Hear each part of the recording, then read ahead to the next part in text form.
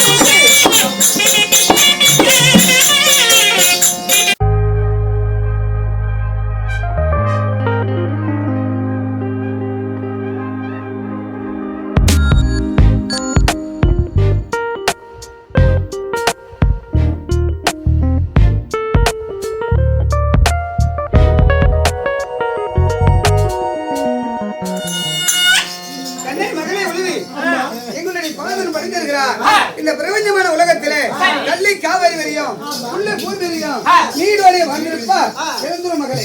அம்மா தங்களது வார்த்தை எனக்கு சித்தமாக இருக்கும். அப்படியா? ஆமா. அப்படி நீங்க வாழ்ந்திருப்பேன்னு சொன்ன இந்த வயலகத்தில் கோடான கோடிக்காக நான் வாழ்ந்திருப்பேன். அப்படியா? அப்படி இருக்க முடியாதா? அதுதான் காரணம் என்னம்மா? இதை சொல்லணுமா?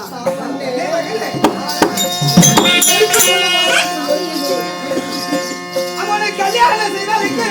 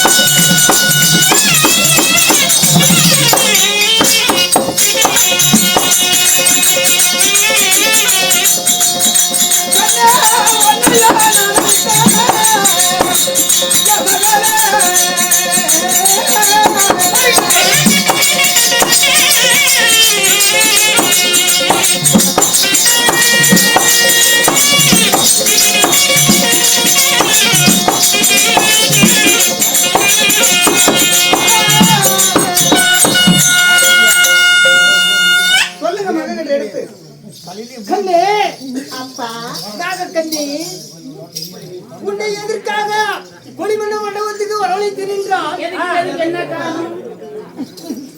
காலத்தை என்னை போல ஒரு அரசனை தேர்ந்தெடுக்கணும். தேர்ந்தெடுத்து ஆனா உனக்கு திருமணத்தை செய்யணும். சரி, அப்புறம் கல்யாணம் செய்யணும். கண்குளர பார்க்கணும். மகளுக்கு கல்யாணம் பண்ணி வச்சு அவங்க இப்படி நீ எதுக்கு பாக்குற கல்யாணம் பண்றது? வருங்காலத்துக்கு பேச்சியோ பேரணும் பிறந்து ஆனா வாழையடி வாழையாக நம்ம பல வளர்ச்சியானோம் எவ்வளவு சந்தோஷமா இருக்கும். அதனால உனக்கு திருமணம் செய்ய போகிறோம். எங்க அப்பா கட்டாமட்டாரு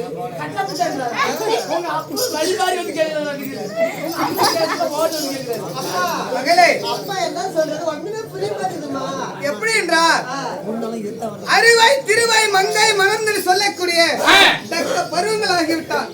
16 வயசு ஆச்சு. ஆமா, அதனால் எப்படி என்றார் ஒரு ஆடவனை பார்த்து திருமணம் முடிக்க வேண்டுமா? திருமணம் கல்யாணம். திருமணமா? ஆமா, கல்யாணம். கல்யாணம். ஆமா. அம்மா அந்த கல்யாணம் என்பது இடிக்கமா?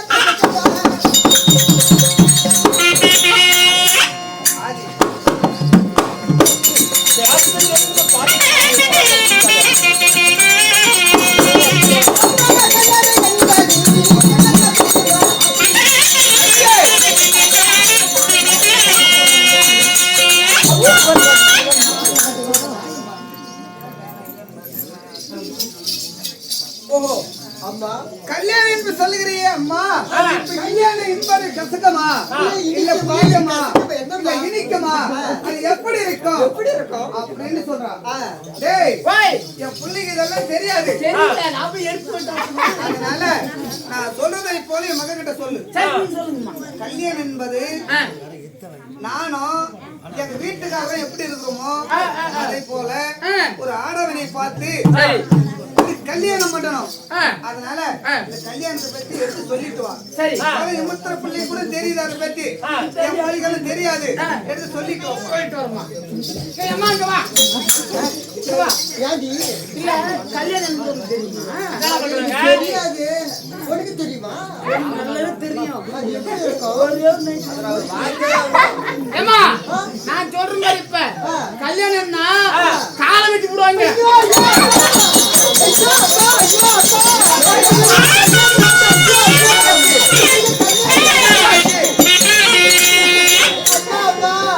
கல்யாணம்னா என் காலை வெட்டி விட நான் பையன்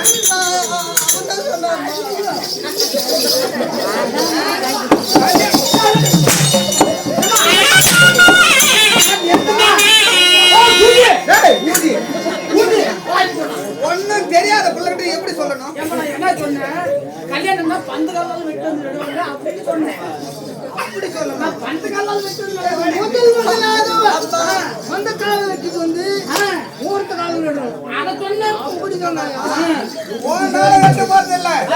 இது மாரி பண்டைக்கால நடணும். பண்டைக்கால வெட்டணும். அந்த காலை வெட்டலாம் அப்படின்னு சொல்லிருக்காங்க. ஏமா புரியாம இருக்கு? சரிப்பா சரிப்பா என்ன அப்புறம் என்ன இல்ல கல்யாணம் கல்யாணம்னா எப்படின்னா எப்படி தெரியுமாமா எப்படி அப்படி தலை வெட்டி போயிட்டு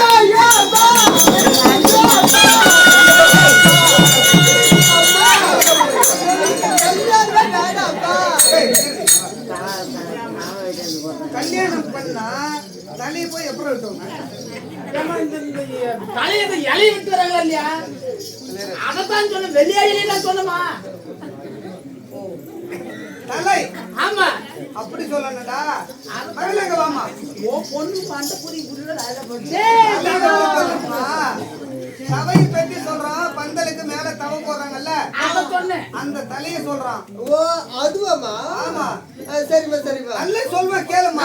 சொல்லுமா கல்யாணம்னா என்ன பண்ணுவாங்க பெரிய பாறங்களா வச்சு அதுல வாட்டு போட்டு கயிறு கட்டி உனக்கு அப்படி இருந்து போக சொல்லுவாங்க ஐயோ அப்பா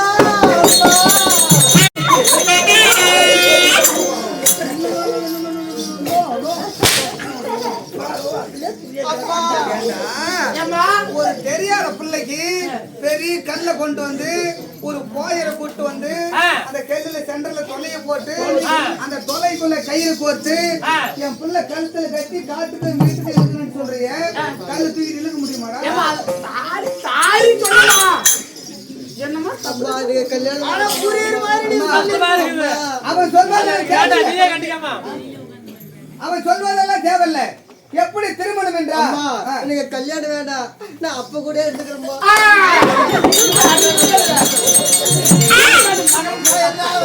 ஒரு அப்பா அம்மா கூட இருப்பதெல்லாம் 18 வயசு வரைக்கும் தான் தாய் தந்தை கூட இருக்கணும்.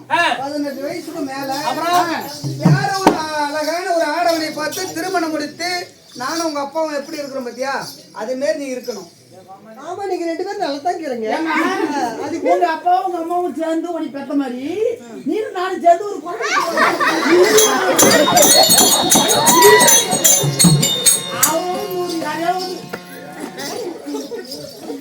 மகளே போய் தப்பு உங்க கல்யாணம் வேணாம் அப்படின்னு சொல்ற.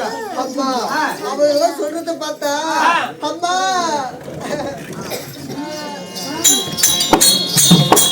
புத்திமதி சொன்னையா இல்லையடா அம்மா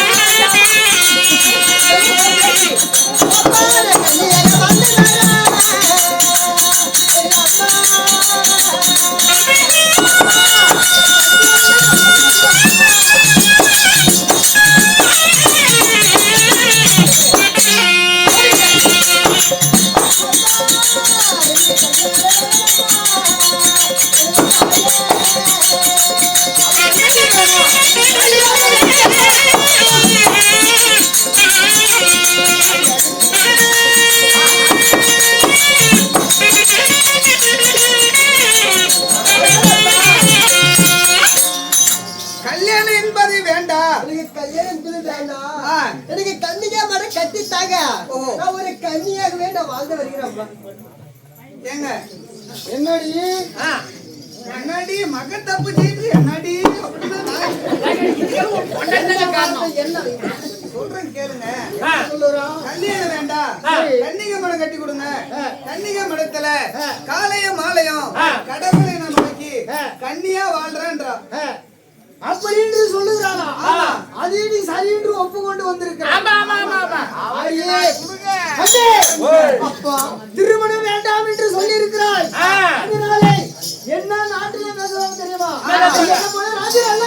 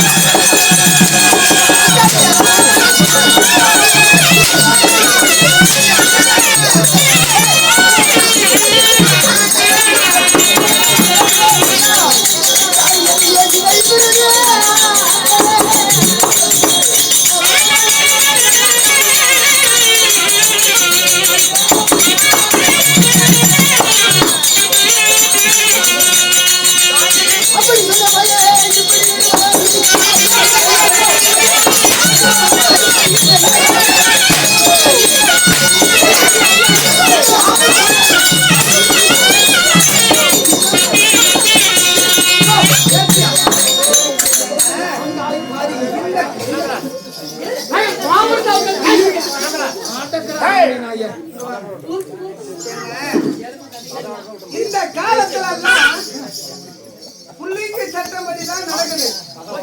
புள்ள வேண்டாம்னா விட்டுடணும். புள்ளி நம்ம போட்டு அடிச்சு அந்த புள்ள போய் ஏதோ மருந்த சுருக்க மாட்டிக்கிட்டு நம்மளுக்கு செத்து போயிடுச்சு. நம்ம புறா ஒரு புள்ளி வச்சுக்க வேணாங்க. அப்படி மட்டும் சத்தா செத்துட்டு போறான். தாய் போல புள்ள. என்னது? தாய் போல புள்ள.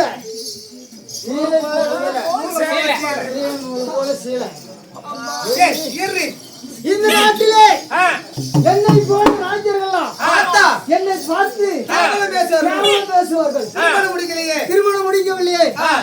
ஆனா திருமணம் முடிக்காதே ஒரு பிள்ளையை ஆனால் வீட்டில் வைத்துக் கொண்டு இருக்கிறானே. ஆனா நாகராஜன் ஒரு அரசனா அப்படி என்று என்னை இழிவாக பேசிக்கொண்டிருக்கிறார்.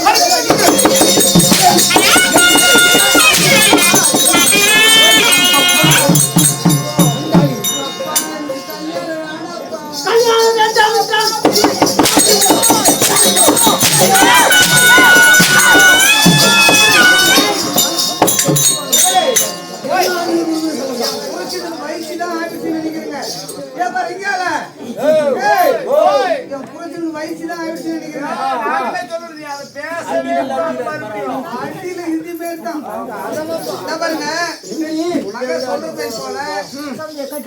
கட்டி கொடுக்கலாம்.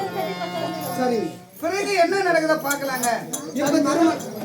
எப்ப திருமணம் வேண்டாம் அப்பா, எனக்கு எப்ப கல்யாணம் வேண்டுமோ ஆசை வருகிறதோ அப்ப நான் திருமணம் முடிச்சுக்கிறேன் அப்படி என்று சொல்லுறாங்க. ஆமா, கன்னியாமடம் கட்டி கொடுங்கள்.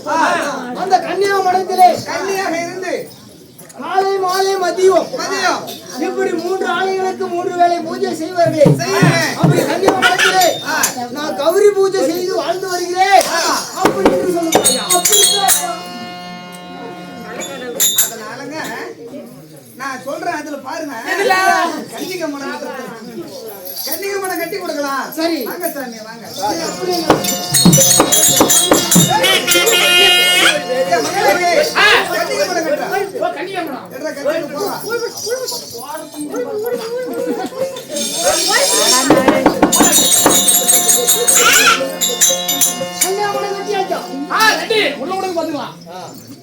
அடிக்கு 1000 காவல் இருக்கணும். ஆனா காலை பூஜை மத்தியான பூஜை 6 மணிக்கு நாளைக்கு ஒரு பூஜை நாங்கள் கௌரி பூஜை செய்து கொண்டே இருப்போம் கடுமையாக அந்த புறம் இந்த புறம் காவல் இருக்கணும் ஏதாவது எதுக்கு முஸ்லிம் நடக்குது உன்னை வெட்டி அப்படி